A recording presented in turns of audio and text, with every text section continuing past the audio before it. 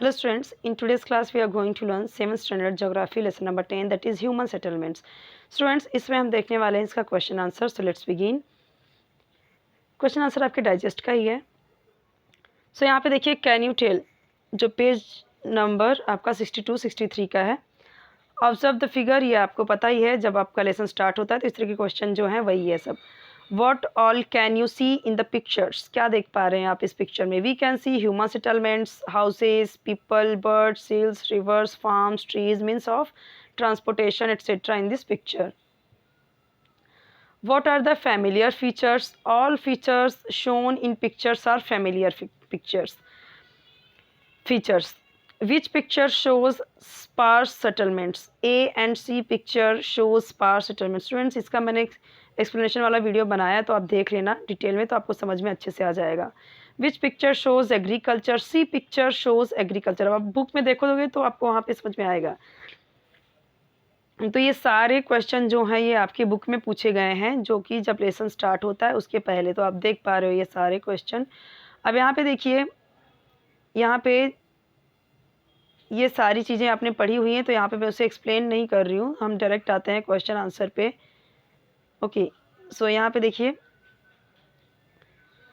Select the proper option of the following statements. तो देखिए life in, तो यहाँ पे राइट ऑप्शन क्या है वो बताना है. तो life in dash settlements in more dynamics, यहाँ पे ऑप्शन है 3 ऑप्शन है, स्कैटर्ड, रूरल, अर्बन. तो राइट ऑप्शन क्या है, अर्बन. यहाँ पे देखो लिखा गया है, यहाँ पे भी लिखा गया है. Dash settlements preserve the cultural aspects. So यहाँ पे ऑप्शंस दिए गए हैं. राइट ऑप्शन क्या है यहाँ पे, रूरल. यहाँ पे आंसर है. और यहाँ पे इसका क्या आंसर है, nucleated. Okay.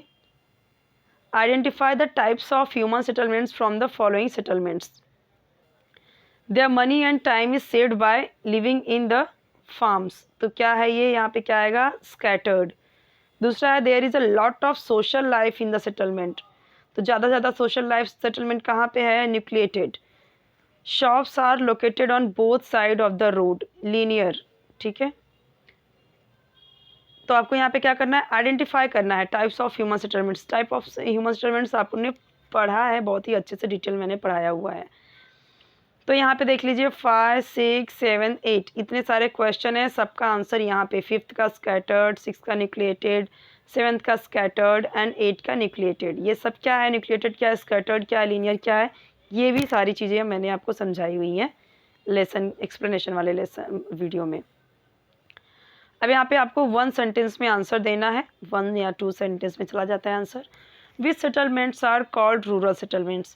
So the settlements where the original occupations of the majority of people are based on natural resources are called rural settlements. In which type of occupation are majority of people of rural settlements involved? So the majority of people of rural settlements are involved in primary occupations. हमको पता है primary occupations क्या होता है, ठीक है. Farmers जो होते हैं वो क्या होता है, प्राइमरी ऑक्यूपेशन होता है. और जो उससे रिलेटेड जैसे जो लोग बहुत सारे भैंस वगैरह रखते हैं, दूध निकालते हैं, फिर उनको जाके फैक्ट्री में देते हैं, बेचते हैं, ठीक है. तो वो क्या होते हैं, मतलब कि जो रॉ मटेरियल हमें देते हैं इंडस्ट्रीज़ में, फैक्ट्रीज़ में, जैसे गन्ना उगाया बहुत सारा और उन्होंने जाके बेच दिया, तो वो जो फार्मर्स वगैरह होते हैं वो क्या है, वो ऑक्यूपेशन जो करते हैं वो प्राइमरी ऑक्यूपेशन कहलाता है. In which type of occupation are majority of people in urban settlements involve.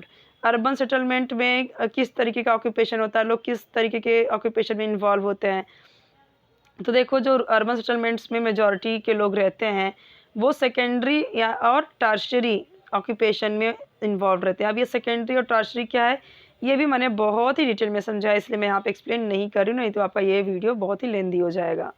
Which factors are responsible for transformation of rural settlements into urban settlements. So the religious, historical, commercial, educational, administrative, tourism etcetera factors are responsible for transformation of rural settlements into urban settlements. The 5th one is which factors are responsible for transformation of urban settlements into metropolitan cities. So a large scale increase in population and the necessary amenities are the factors responsible for transformation of urban settlements into metropolitan cities. At which places are the scattered settlements found? So the scattered settlements are found in the areas of high relief, dense forest, grasslands, hot deserts and extensive agricultural lands. At which places are the linear settlements found? So the linear settlements are found along roads, railways, rivers, sea, coast and in foothill regions, etc. Which factors lead to transformation in rural as well as urban settlements? So modernization, science and technology leads to transformation in rural as well as urban settlements. Next देखते हैं fourth, यहाँ पे थोड़ा brief में आपको answer लिखना है, यानी कि थोड़ा बड़ा होगा। वहाँ पे आपने देखा वन सेंटेंस, दो सेंटेंस में आपने आंसर लिखा। अब यहाँ पे देखते हैं, explain the various types of human settlements. जो अलग अलग टाइप्स के ह्यूमन सेटलमेंट्स हैं उनके बारे में आपको एक्सप्लेन करना है। तो फर्स्ट पॉइंट, सेकेंड पॉइंट में यहाँ पे दिया गया है। So on the basis of progress, the human settlements are classified into hamlets, rural settlements, urban settlements, etc. Second point, on the basis of distribution, human settlements are classified into scattered settlements, nucleated settlements and linear settlements. Second one देखते हैं, differentiate between nucleated and scattered settlements. तो यहाँ पे भी देखो point wise लिखा है, point number 1, 2, 3, ठीक है। सो पॉइंट वाइज यहाँ पे है तो आप देख लीजिए। Explain the natural factors affecting the location of human settlements. So the natural factors like physiography, land, soil, climate, water supply, river banks, etc. affect the location of human settlements. Okay, तो यहाँ पे देखो example भी दिया गया है, जैसे राजस्थान का desert, we find nucleated settlement near assured source of water, ठीक है। Explain how human settlements have been evolved, कैसे इवॉल्व हुआ ह्यूमन सेटलमेंट। तो ये आपको पता है, पहले जो सेटलमेंट्स थे वहाँ के जो ऑक्यूपेशन थे, लोग डिपेंड करते थे लोकेलिटी अवेलेबल नेचुरल रिसोर्स, जो भी उनके पास नेचुरल रिसोर्सेज थे उसी पे डिपेंड करते थे। तो ये क्या, इससे क्या हुआ, सेपरेट सेटलमेंट बने, अलग अलग लोग अलग अलग कामों में इंगेज हो गए, अलग अलग ऑक्यूपेशन में। फॉर एग्जाम्पल, लोग जो समुद्री किनारे रहते थे वो फिशिंग में इंगेज हो गए, फिशिंग करने लगे, उनका सेटलमेंट क्या हो गया, फिशिंग हेमलेट्स हो गया, ठीक है। और फॉरेस्ट के जो ड्वेलर्स थे, जो ट्राइबल पीपल थे, वो किस में इंगेज हो गए, फॉरेस्ट की चीज़ों पे डिपेंड करने लगे, उनकी जो जीवन यापन है वो किस पे मतलब कुछ लोग हनी कलेक्ट करते, कुछ फ्रूट्स कलेक्ट करते उस पे। तो उनके सेटलमेंट्स किस पे क्या हो गया, वो ट्राइबल हेमलेट्स हो गया, ठीक है, ट्राइबल बस्तियाँ हो गई। फार्मर्स किस में इंगेज हो गए, फार्मिंग में हो गए। सो इनके सेटलमेंट्स किस में हो गए, ये सेटलमेंट्स हेमलेट्स बन गए, ठीक है। सो हेमलेट्स जो थे ग्रेजुअली वो क्या हो गए, धीरे धीरे रूरल सेटलमेंट, जो बस्तियाँ थी वो धीरे धीरे रूरल सेटलमेंट में बनी, और फिर रूरल सेटलमेंट्स आगे किस में ट्रांसफॉर्म हुई, वो अर्बन सेटलमेंट में बनी, और फिर ये इस तरीके से ह्यूमन सेटलमेंट्स इवॉल्व हुए, यानी इस तरीके से चेंज हुए। Differentiate between a hamlet and village. तो यहाँ पे क्या है कि आपको डिफ्रेंशिएट करना है हैमलेट और विलेज को, थोड़ा डिफ्रेंशिएट करना है। Difference between a hamlet and a village are as follows. A size of population is extremely limited in hamlet. So on the other hand, a size of population is comparatively large in village. तो यहाँ पे क्या बोला गया है कि जो, हाँ, विलेज का जो मतलब विलेज क्या होता है, on the other hand a size of population is comparatively large in village, village का पॉपुलेशन बड़ा होता, ज़्यादा होता है। Most of people living in Hamlet have same type of occupation. For example, लोग देखो आदिवासी पाड़ा में रहते हैं, यानी ट्राइबल हैमलेट में, सो ये लोग इंगेज होते हैं किसमें, फॉरेस्ट की चीज़ें प्रोड्यूस करने में वो लोग इंगेज होते हैं। दूसरी तरफ क्या होता है, गांव के लोग अलग अलग टाइप्स के ऑक्यूपेशन में वो लोग लगे होते हैं, फार्मिंग में कुछ लोग फिशिंग में, कुछ लोग एनिमल हस्बेंड्री में, एनिमल को पालते हैं, उनसे जो भी चीज़ें मिलती हैं उससे उस पर अपना जीवन यापन करते हैं, कुछ लोग कारपेंट्री में। ओके, सो हैमलेट क्या है, ये कंपेरेटिवली एक स्कैटर्ड सेटलमेंट होता है, जबकि दूसरी तरफ जो गांव है वो न्यूक्लिएटेड सेटलमेंट होता है। Explain the process of transformation of rural settlement into urban settlement. जो रूरल सेटलमेंट है उसका ट्रांसफॉर्मेशन सेटलमेंट अर्बन सेटलमेंट में कैसे होता है। सो देखो यहाँ पे जैसे जैसे टाइम गुजरता जाता है वैसे वैसे क्या होता है, लोग रूरल सेटलमेंट में क्या अलग अलग उनका जो ऑक्यूपेशन होता है उसको और ज़्यादा डेवलप करने लगते हैं। सो क्या होता है फिर इससे, जस्ट मिनट, यहाँ पे देखो पहले तो पहला पॉइंट इधर है, लोग इन सभी चीज़ों में माइनिंग, फिशिंग, फार्मिंग में, रूरल सेटलमेंट में वो इसमें इंगेज हो जाते हैं। दूसरा हमने ये देखा, मैंने आपको बताया, थर्ड क्या होता है, एज अ रिजल्ट क्या होता है, उनके चारों तरफ में मतलब कि फिर वो क्या करते हैं, माइग्रेट करने लगते हैं और यहाँ पे रूरल पॉपुलेशन बढ़ने लगती है। मतलब एक जगह पे जहाँ पे उन्होंने प्रोग्रेस करना स्टार्ट किया तो बाकी के लोग वहाँ पे भी आके जॉब ढूंढने लगते हैं, फिर यहाँ पे क्या होता है, लोग बढ़ने लगते हैं। जो हाउसेस होती है वो अलग अलग मतलब बने होते हैं, अलग अलग फैसिलिटीज़ उसमें प्रोवाइड होते हैं। जब ग्रोइंग पॉपुलेशन बढ़ने लगती है तो उनका घर भी कैसे वो इस तरीके से बड़ा करने लगते हैं और अच्छा करने लगते हैं। धीरे धीरे क्या होता है, जो सेकेंडरी और टर्शरी सेक्टर है उसका इम्पोर्टेंस बढ़ने लगता है और जो प्राइमरी ऑक्यूपेशन है वो क्या होता है, घटने लगता है। इस वे में क्या होता है, रूरल सेटलमेंट किस में ट्रांसफॉर्म हो जाता है, अर्बन सेटलमेंट्स में। जहाँ पे कल खेती वेती होती थी आज वहाँ पे क्या होने लगा, फैक्ट्रीज मिल में काम होने लगा। अब यहाँ पे देखो, explain the characteristics of scattered settlements. तो आपको यहाँ पे किसका करेक्टरिस्टिक बताना है, स्कैटर्ड सेटलमेंट का। पॉइंट वाइज दिए गए हैं, आपने पढ़ा भी है, पॉइंट वाइज आपको लिखना है। पॉइंट्स कैसे लिखने हैं, एक पॉइंट डालना है, फिर पूरा कंप्लीट हो जाए तो सेकंड पॉइंट नीचे से। ऐसा देखो यहाँ पे बीच बीच में लिखा है, ऐसे आपको नहीं करना है, ठीक है। नेक्स्ट है explain the characteristic of linear settlements. तो लीनियर सेटलमेंट्स क्या है ये भी आपने पढ़ा है, ये भी आप अच्छे से देख लो, स्क्रीनशॉट ले लो, चाहिए तो आप वीडियो पॉज करके आप लिख सकते हो अपने वर्कबुक में, okay. Give information of the following. तो यहाँ पे देखो, factors influencing the location of human settlement. तो ह्यूमन सेटलमेंट का लोकेशन आपको मतलब कि यहाँ पे बोला गया है कि कौन से फैक्टर्स इन्फ्लुएंस करते हैं, प्रभावित करते हैं ह्यूमन सेटलमेंट्स के लोकेशन को। तो यहाँ पे कई सारे पॉइंट्स दिए गए हैं, 4 पॉइंट्स दिए गए हैं जो कि आप अच्छे से देख लो, अच्छे से लिख लो। आई होप कि आपको अच्छे से दिख रहा होगा, थोड़ा मैं जूम इन कर दिया है मैंने, तो अच्छे से इसका स्क्रीनशॉट ले लो, लिख लो। Progress in construction of shelter, यहाँ पे देखो एक चीज़ कि इसका यहाँ पे देखो फर्स्ट पॉइंट है, सेकेंड पॉइंट है।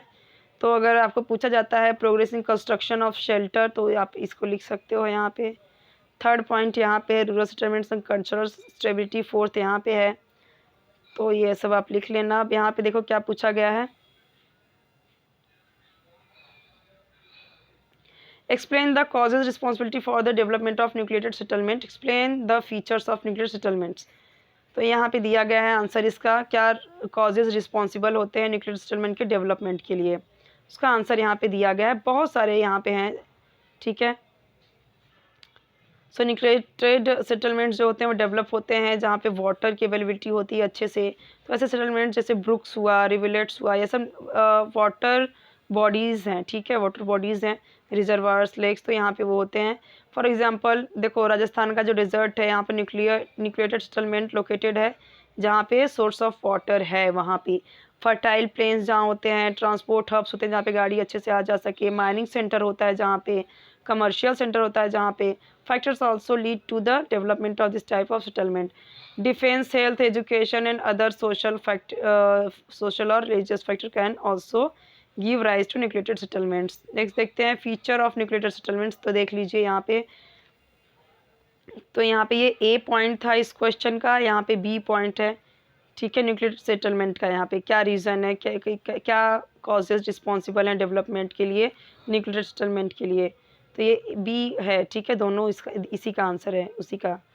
स्टूडेंट्स यहाँ पे आप ट्राई करना कि आप वीडियो को डाउनलोड ना करें, इससे थोड़ा सा चैनल को थोड़ी सी ग्रोथ मिलेगी। आपकी सपोर्ट से ही, आपके सपोर्ट से ही चैनल की ग्रोथ हो सकती है, ठीक है।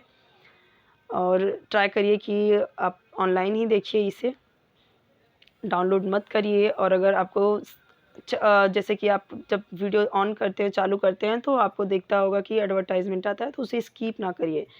अगर स्किप नहीं करते तो थोड़ा सा आपकी यहाँ पे हेल्प मिलेगी चैनल को ग्रोथ करने में और सपोर्ट मिलेगा आपका।